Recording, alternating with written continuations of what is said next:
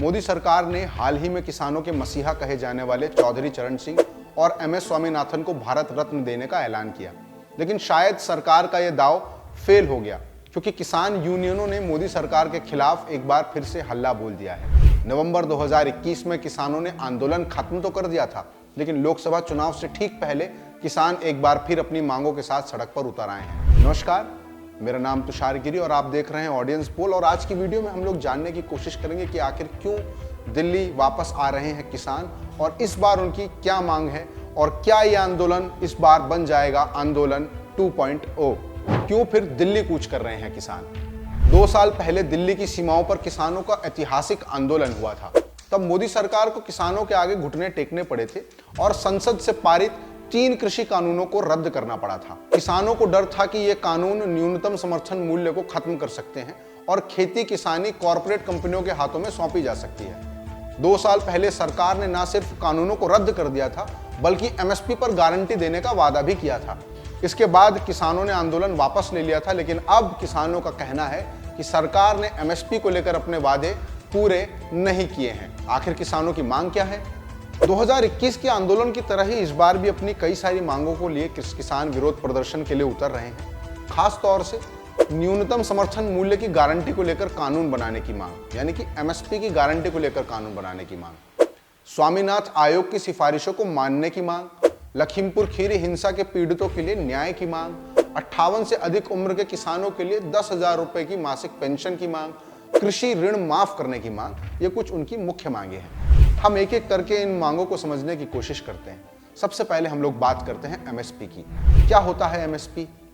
भारत में MSP को लेकर के क्या प्रावधान है और किसान MSP पर किस तरह के कानून की मांग कर रहे हैं। MSP का मतलब है मिनिमम सपोर्ट प्राइस या न्यूनतम समर्थन मूल्य।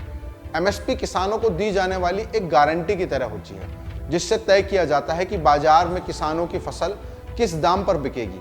दरअसल फसल की बुआई के दौरान ही फसलों की कीमत तय कर दी जाती है और ये तय कीमत से कम में बाजारों में नहीं बिकती है। MSP तय होने के बाद बाजार में फसलों की कीमत गिरने के बाद भी सरकार किसानों को तय कीमत पर ही फसलें खरीदती है। सरल शब्दों में अगर हम कहें तो MSP का उद्देश्य फसल की कीमत में उतार चढ़ाव के बीच किसानों को नुकसान से बचाना है। अब बात करते हैं कि किन फसलों पर मिलता है MSP या फिर किन फसलों पर लगता है MSP। तो वर्तमान में देश के किसानों से खरीदे जाने वाली खरीफ और रबी की 23 फसलों पर MSP लागू की गई है। इन 23 फसलों में 7 अनाज, ज्वार, बाजरा, धान, मक्का, गेहूं, रागी, ये सब शामिल है। 5 दालें भी शामिल हैं जिसमें मूंग, अरहर, चना, उड़द और मसूर हैं। इसके अलावा 7 तिलहन, सोयाबीन, कुसुम, मूंगफली, तोरिया, सरसों, तिल, सूरजमुखी और नाइजर बीज इसमें शामिल किए गए हैं। इसके अलावा 4 कमर्शियल फसलें भी इसमें शामिल की गई हैं जिसमें कपास, खोपरा, गन्ना और कच्चा जूट शामिल है। अब अगला सवाल कि आखिर इस MSP को तय कौन करता है? तो भारत की तत्कालीन सरकार ने किसानों की फसलों को उचित कीमत दिए जाने के उद्देश्य से साल 1965 में कृषि लागत और मूल्य आयोग यानी CACP, commission for agricultural cost and price का गठन किया था। यह हर साल रबी और खरीफ फसलों के लिए MSP तय करती है। तो CACP के द्वारा की जाने वाली सिफारिशों के आधार पर ही सरकार हर साल 23 फसलों के लिए MSP का ऐलान करती है। अब बात होती है कि आखिर ये तय कैसे किया जाता है कि MSP क्या रहेगी।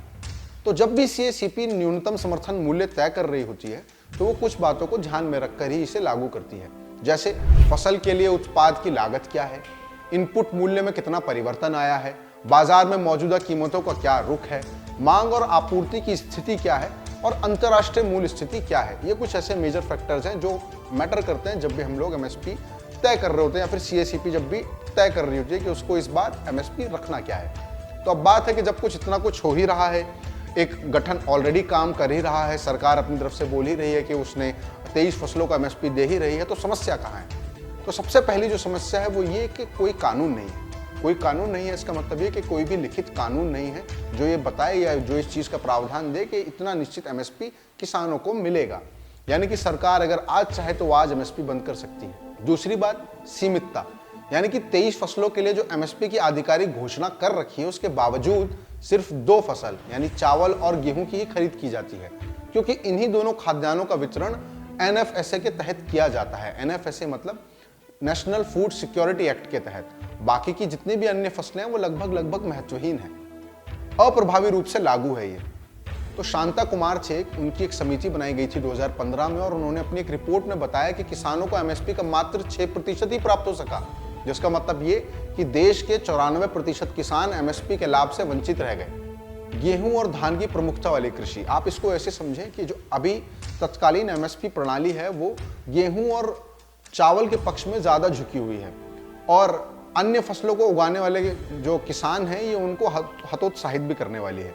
क्योंकि आप मान के चलिए कि एग्जाम्पल के तौर पर देखिए कि जो किसान चावल और गेहूं उगा रहा है उसको तो एमएसपी मिल जाएगा, लेकिन उसके अलावा जो अगर कोई और किसान कोई और फसल उगाना चाहता है या उगा रहा है या उगा चुका है तो उसको एमएसपी मिल पाने में काफ़ी मुश्किलों का उसको सामना करना पड़ सकता है, या फिर हो सकता है कि उसको एमएसपी उन फसलों का ना मिल पाए। इसके अलावा ये बहुत ज़्यादा बिचौलियों पर निर्भर व्यवस्था है। एमएसपी आधारित जो खरीद प्रणाली है इसमें मध्यस्थ बहुत हैं, बिचौलिए बहुत हैं। आपको कमीशन एजेंटों के थ्रू जाकर के अपनी फसल को बेचना पड़ेगा। इसके अलावा एपीएमसी है, कृषि उपज बाजार समिति के अधिकारी हैं, वो भी जो है एजेंटों के साथ में उनकी मिली भगत होती है, जिसकी वजह से होता क्या है कि जो छोटे किसान हैं उनकी पहुंच से ये पूरी प्रणाली बहुत बाहर हो जाती है और उनके लिए बहुत ज़्यादा जटिल हो जाता है कि वो अपनी फसल को जाकर के सरकारी किसी संस्थान में एमएसपी के दाम पर बेच पाएं। तो ये कुछ ऐसे मेजर पॉइंट्स थे जो किसान अपने रख रहे हैं एमएसपी को लेकर के। तो ये कुछ ऐसी मांगे थी जो किसान इस वक्त एमएसपी से जुड़ी हुई अपनी लेकर के दिल्ली पहुंच रहे हैं या रास्ते में हैं। इसके अलावा भी किसानों की कुछ और मांगे हैं, जैसा कि मैंने आपको वीडियो की शुरुआत में बताया था, जिसमें स्वामीनाथन आयोग की सिफारिशों को मांगने की बात कर रहे हैं किसान बात कर रहे हैं लखीमपुर खीरी में 2021 में जो हिंसा हुई थी उसके जो अपराधी हैं उनको जल्द से जल्द जो है सजा मिल पाए, और जो पीड़ित वर्ग है उनको जल्दी से जल्दी न्याय मिल पाए। इसके अलावा 58 वर्ष से जो अधिक उम्र के किसान हैं उनको 10,000 रुपये की मासिक पेंशन दी जाए, और जितना भी किसानों पर ऋण है अभी उसको माफ़ किया जाए। तो ये कुछ उनकी प्रमुख मांगे हैं। इसके बारे में हम लोग डिटेल में अपनी वीडियो के पार्ट 2 में समझने और जानने की कोशिश करेंगे। अगर आपको हमारा ये वीडियो पसंद आया है तो हमको कमेंट बॉक्स में ज़रूर बताएं, और आपकी इस एमएसपी के मुद्दे को लेकर के क्या राय है वो भी आप हम लोगों को ज़रूर कमेंट बॉक्स में बताइएगा। आपने ये वीडियो पूरा देखा उसके लिए आपका बहुत बहुत धन्यवाद।